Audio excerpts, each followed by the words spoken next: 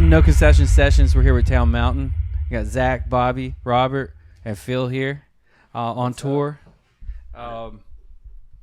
Is this the next stop is DC, and you've went to Charlottesville recently, or are you coming back through that area?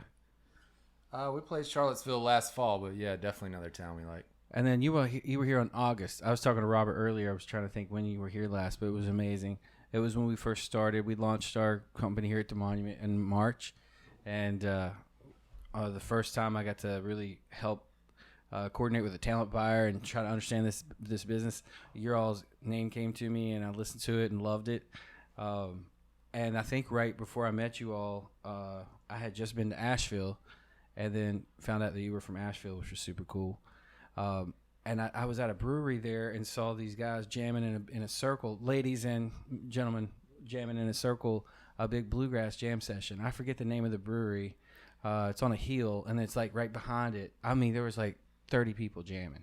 Nice. Yeah, that could be any number of breweries in Asheville. Is that how you all met? It actually is how some of us met.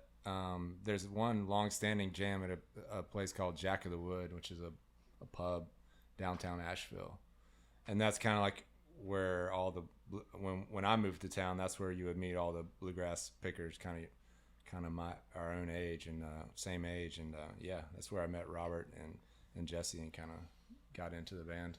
Nice. So it was Robert and Jesse. You all founded the band. Yeah. Summer of 05. We're turning 18, man. That's awesome. And Town Mountain, is that because of the town of Asheville, or? There's a mountain right there in town. It's called Town Mountain. Oh, sweet. I mean, usually bands have to sit there and fight for and go on online and try to find their band name. Sounds like that was like there. God put it right in front of you. That was pre-internet. Yeah, it was back in the Stone Ages, man. You didn't know who was calling you before you answered the phone or anything like that. And we were living at the base of Town Mountain, and there we go. That's how we came up with the name. We looked it up in the Yellow Pages more than anything else. There you go. There's a realty company now in town called Town and Mountain Realty. Town and Mountain. And we get tagged in it every now and again on Instagram. It's like, thank you for helping me buy this $1 million home. And I'll go on there and comment, be like, anytime. Wow. Love Town Mountain. We still haven't seen any percentage points on that, have we, Zach? We haven't. The real estate's probably went crazy in Asheville since 2005. No idea. Yeah, it's crazy. Is that where y'all live when you're not on the road? Some of us do. And Bobby, our fiddle player, who's also sitting here. Hello, Bobby. Hey, how's it going? Bobby, we're all from North Carolina. Bobby's from Chapel Hill, but he went to school up in Boston, and he and his wife stayed up there. So they live in Boston. Boston, Massachusetts. That's the one. Yep, Jamaica Plain to be specific. Nice. About 3.5 miles outside of Boston. I haven't been to Boston yet, but I'd love to. It's nice in the summer and spring and fall. Winter time is brutal. But, yeah. But you love it, don't you? I do. And it loves you, Bobby. Yes. You're kind of like Tom Green, Robert, with that. Remember the Tom Green skits where he used to put the mic in front of people? I don't know if you know what the fuck I'm talking about. I do. Okay. That's wild. So you guys writing some new music, working on anything that you'd like to share with our people? Because we'd hope this is the stop for you on a regular basis, you know? Right now we've been searching for the perfect cover songs to do, but the creative process really never stops in this business. So yeah, it's always that wheel's always turning. Since we were here last week, we did put out a new record, though. It's called Lines in the Levee on New West Records, and we're super proud of it. And it's been getting some good responses from people, and hope we can spread it far and wide. Yeah, obviously Down Low was the first song I'd heard, you know, because it just, the algorithms out there or whatever definitely put it out there in my face.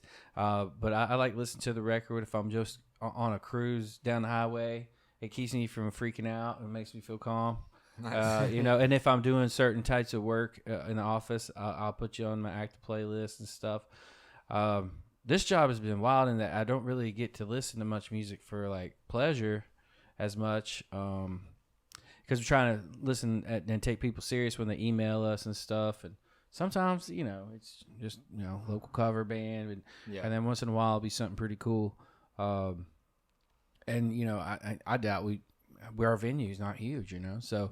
I think it's a blessing to have like Steelwoods, you guys, and some of y'all through here, 49 Winchester.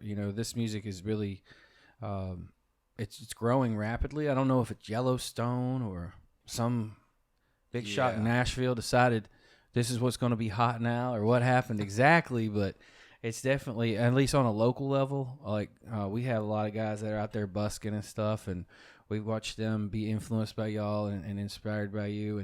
And Chris is one of them that gets to open for you today. He couldn't be prouder. His family's coming, That's So, a lot of these young guys around here are very in tune with what's going on, with what you all are writing. And they bring stuff to me. And they're like, whoa, this is amazing. There's a guy named Tanner Ursay coming soon. And like most people didn't know who he was, but a lot of these guys are dedicated. It's kind of like I was about metal when I was 18, Right on. But it's it seems like kind of like people are kind of gravitating more towards authenticity and back towards songwriting and a little more, people singing from the heart, which is kind of, everybody can resonate with that. Yeah. I typically find a connection to, like, if I'm going to listen to what a lot of people they would consider you country music, right? I'd rather listen to you all or something very roots and raw than the mainstream. Sure. It sounds almost weird, like it's hybridized pop, weird. I don't know. It just doesn't sound to me like what my grandpa listened to. And if I'm going to listen to hip hop or rap music, I want it to be gutter 3/6. If I'm going to listen to metal, I want it to be real metal, not like weirdly poppy, punky, mixed all kinds of stuff. I don't know. It's just, go ahead, Rob. You like the roots side of things, man. I just like genuine and real, I reckon. Yeah. And that's probably what's happening with this generation right now that's being turned on to all your music, is that there's so much stuff getting sold to them constantly and these quick little bites of information. And there's still a need for long format conversations, dialogue, and authentic. Like, were you playing the fiddle in here, man? It sounds awesome. I was outside and cleaning and making sure the trash cans were where they're supposed to be. And I was like, is he sound checking it? You were just in here playing Raw Dog. Yeah, I was just... Don't change a thing. Exactly. I was just warming up, playing some bluegrass. Nothing special. Right. But, yeah. And last year when I met you, I was still real nervous about doing this job. I mean, I still, get a little excited about, but I'm more chill and relaxed, But you were just chilling last year, looking outside the thing and looking at the old town. And after a couple of reps of experiences, like just men that play music, because all I see is the videos and the pictures and all that. And it kind of creates this perceived opinion of how it's going to be to interact with people. And then when you get there with them, it's totally different. Interacting with Jesse was much different than you think looking at an image it's going to be. Yeah, that was cool. And then this guy, too, very raw and normal people, It's like the metal shows that come here. Also, I find that to be true, is that they're just kind of soft and chill. But then when they go up there, they have, like, these animal behaviors. And, it's pretty wild. So, you're looking for covers? You're going to record some covers, man? Maybe. I don't know, exactly what the plan is, but they tend to go over well with audiences, and keep a good stable of cover songs in your repertoire is always a good thing to do. You ever think of taking something new and pop and making it sound like your music? That's crossed our mind for sure. That type of thing can be fun. At least at the least to take something and make it your own, no matter what where it comes from. Right. But putting your heart and soul into it and making it your own. Johnny Cash did it. That's the only time I can really remember it going in reverse for the 9 Inch Nails when he did Hurt. Simpson had a Nirvana tune on his record. In Bloom, right? Yeah. That was for that show on HBO's soundtrack, wasn't it? Oh, I don't know. It was on his record. Yeah, it was on Sailor's Guide, wasn't it? Yeah, it was. It was on Sailor's Guide. Oh, man. That came out probably... I discovered that HBO show about is it Vinyl, I think? Yep. Sturgill had a bunch of songs on that thing. That was wild. Yeah, I'm sorry they canceled that one. Well, I think it was what's his name? Is it Vince, the actor? I don't know if he could I hold forget that that role. dude's name, but he's a good actor. I like him a lot. He's in funny ones, but in that particular role, I don't know. But the music was fucking great. Yeah, I love that album, man. Have y'all featured on any kind of how's that go, man? How do you get your music on the? Have you been on Yellowstone and things of that nature? Not Well, yet. Town Mountain is not. However, Bobby Britt has. Oh, that's right. Do what now? I have. So I was on a show called Dickinson, about Emily Dickinson, Okay. and I was an extra for about half a second. Yes. Well done, Bobby. Thank you. Way to go, Bobby. Thank you. Were you playing the fiddle? Yep. And that was last year, and then more recently got on a Righteous Gemstones episode. Oh, that the show on comedy? HBO. Yeah, What? yeah. What'd you do on that?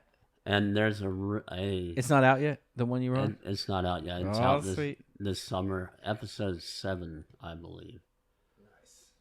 There's this duo from Chapel Hill called the Holland Brothers, Okay. and they are a great band, and they have some connections with the HBO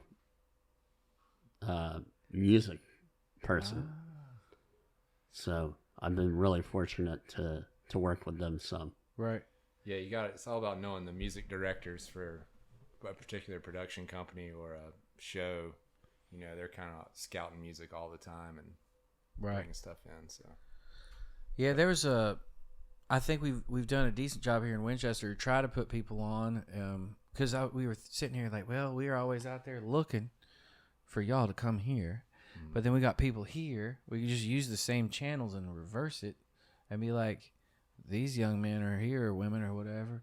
I don't know. It seems to be working. There's a young man, Jake Cohn, who blew up on the radio West Virginia. It was like a YouTube thing. And he's a young kid, so people are like shocked when they hear his voice. It sounds like the voice of like a Civil War ghost that's singing of mountain folk music. But it's just kind of like, at first it's almost off-putting. It's like, God, that's not. And then you're like, oh, wow, this is awesome, you know? yeah. So I think he recently signed to an agency or something like that. So that's cool. That was, making room in that way.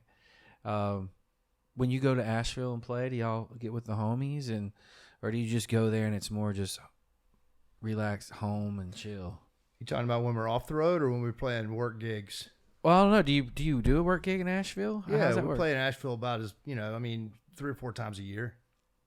Are those your favorites? Are those? Yeah, the Pretty hometown big. shows are always, they're all great, man. But the hometown shows are always nice because you get to go home and sleep in your own bed at night. Yeah, that is a blessing. Yeah, I mean other reasons too, but that's one of the ones we're most fond of. Whenever you're home for a little bit, do you ever get antsy to get back out? Is it kind of a psychology type of deal? Or? I think we all have different thresholds for that, but yes, for me when I'm home for too long, I feel like I'm getting cabin fever. Sometimes I need to get back to work. Sure. Awesome. Well, what do you see from us here that we could do better for you? What's the experience so far? Like, I'm always open to feedback from y'all. Like, best be honest green- too if it's critical. A few more best green Coca-Colas room. in the refrigerator. What'd you want in the Coke? I didn't have Coca-Cola in there. What else did you need in the refrigerator? More beer? No, we don't. Town Mountain doesn't drink Y'all don't anymore drink before much. shows or Yeah, during yeah. shows. We wait till after, and we put our time in with that. It's been a good decision to lay off the booze and no liquor, 100% no liquor on the road with Town Mountain anymore. It's been a great thing. But you guys are doing great, man. This is Yeah. The hospitality's been really nice. That spread's amazing right Yeah. there. Just Coolest like- green room ever. That's what I was trying to Yeah, get it's at. awesome. Thanks, Steve. So you're on the right track. How man. that works. I know, man. That's an intricate lock, isn't it, Bobby? Wow. Yeah, it's been here since forever ago. I don't know if that was the first one, but I imagine it had to been because moving a damn door and shit like that around is not That easy is work. Yeah. You're gonna Yeah. need more than a wheelbarrow. For that one. 1921, that would have been manufactured and shipped here. Does it still open and close, or is it just Oh, permanently it totally. closed? I can open it, dude.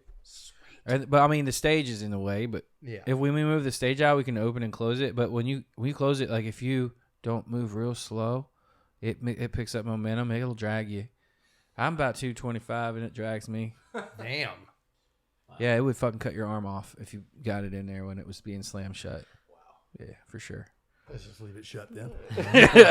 No, I mean, if I don't reckon y'all ever be here without a stage unless one of you find a woman to marry up in Winchester. We do weddings. Nice. But yeah. Justin, do you own the monument? Oh no, sir. If I owned a monument, I might be on a boat somewhere right now. I work for the man that owns the monument. He's a retired mechanical engineer named Ron McGehee. So he's super into building stuff and making things happen. And I'm pretty sure most of the wood that was cut and turned into 2x4s and such through the, I think, 90s and the early 2000s would probably come out of his machinery. So it blessed us with an opportunity and investment and me something to do here, which is You're crushing it, man. Yeah. Thanks for having us. Thanks. Well, I'm going to get you guys fed next door and let you have some space and time. Thank you. I know before a show you don't want to, be messed with too much. It's easier with comedians because they got to kind of start to get themselves kind of like this. But musicians, got to be patient with you. Get out of your space so you can get your head right. All right. Thank you so much for taking the time. Thank you. All right, y'all. Thanks, man. It's not just the new venue in town. It's a monument to live entertainment.